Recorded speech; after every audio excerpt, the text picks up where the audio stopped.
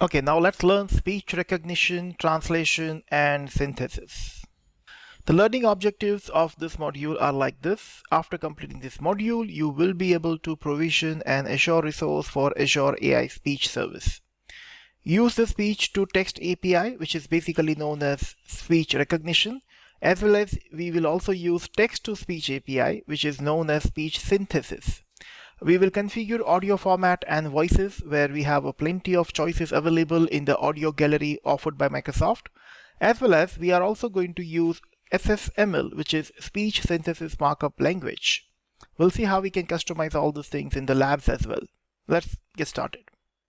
The first thing which you need to understand about the speech service is we have two different terminologies: speech recognition, which is basically converting speech to text. Maybe you are going to use a microphone and you're going to say something, as well as maybe you can have some audio file or some video file from which you want to extract the audio and you want to convert that into text. This process is basically known as speech recognition. While on the other hand, if you do the reverse part of that, which is like you're providing input in the text format, and then you want to convert that into a speech with your choice of voices and pronunciation, then you can do that thing with the help of text to speech API, which is speech synthesis. We also have speech translation API, speech recognition API, which are helping you to basically translating the speech from one language to another language, as well as identifying the speaker through speech recognition. You can also understand intent recognition using the conversational language understanding model, which is basically identifying the intent or the purpose like we have seen in the previous module. That's one of the reasons the speech service is part of this particular module, because ultimately, internally when you use speech recognition or speech synthesis, you have to use NLP, natural language processing, in order to process those content which you have created or generated or captured with the help of speech. In order to understand speech to text processing, you need to understand two objects which are explained in this particular slide.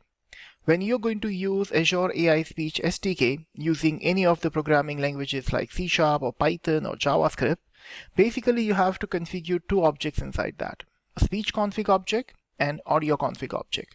As you can see in this diagram, we have speech config and audio config objects. Basically, speech config object is going to have your resource and the key. So resource location is nothing but your region in which you have provisioned the service, as well as the unique token, which is a key associated with that. Your speech config object is going to hold this configuration, and then you're going to configure audio config object, which is going to take this audio from microphone, default, or some kind of a file. Using this, you're going to create another object, which is speech recognizer.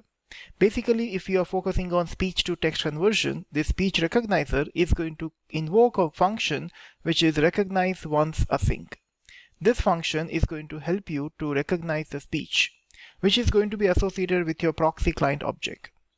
On the successful invocation of this method, you are going to get the result of that particular speech.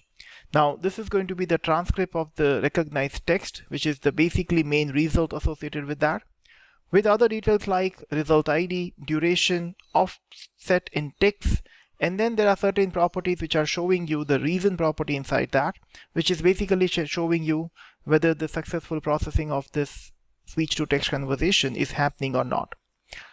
There are different configurations which you can try here. Like if you have recognized speech, no match, cancelled, it's going to show you that whether the processing of the speech successfully happened, the invocation successfully happened, or it just got cancelled. Same like that, when you do the reverse thing, which is text to speech configuration, you are going to create a speech synthesizer object, which is basically created from the speech config and audio config object. The only difference is this time in your audio config object, you are going to have a speaker, or maybe by default whatever object which you're going to provide through audio.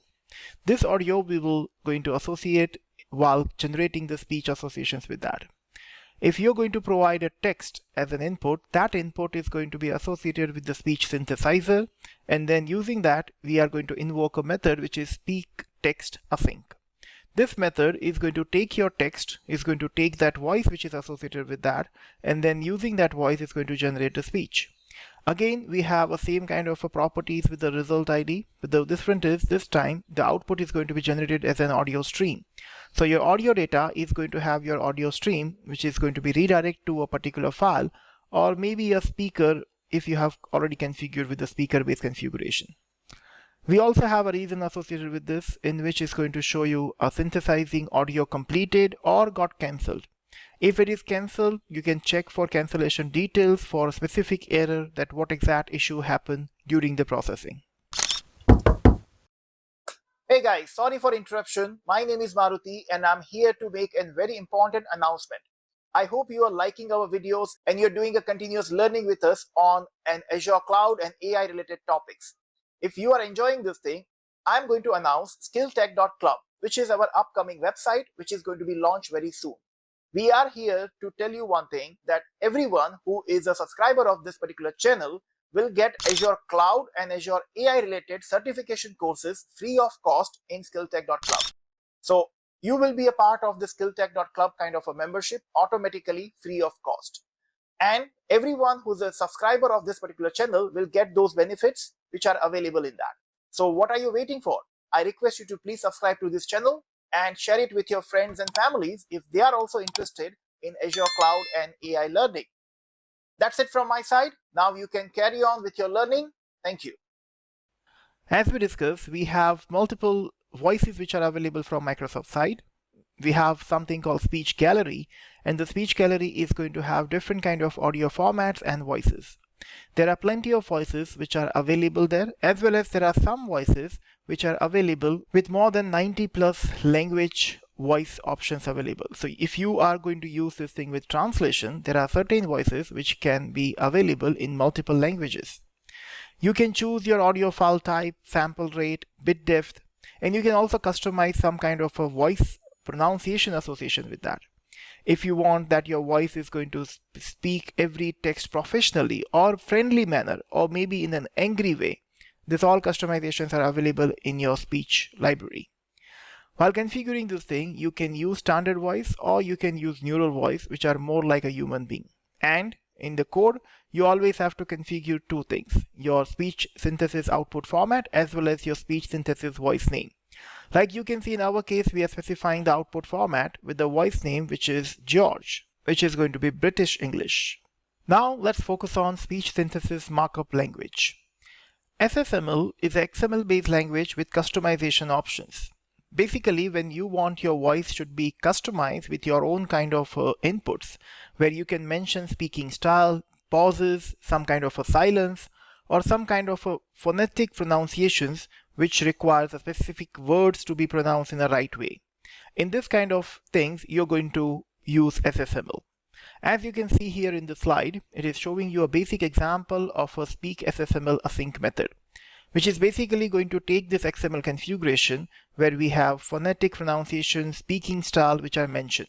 We are using a voice which is ENUS area neural, and then using that we are specifying that the voice should be cheerful, and then it's going to say, I say tomato. But the moment it's going to say that word tomato, we want that the word has to be used with this another voice associated with that. So in the below section, we mention another option variation of that multiple voice, which is another guy whose name is guy neural, and then using that voice, we are specifying that it's going to pronounce it like tomato, and that is something which we are specifying inside this phenom. Now, this kind of SSML customization is available on the Microsoft Learn website. You can try some of them with your voice gallery and different options of the voices with that. With this is it. This is something which is associated with the exercise, which is recognize and synthesize speech. We're going to see this thing in the lab. So let's get started with the lab.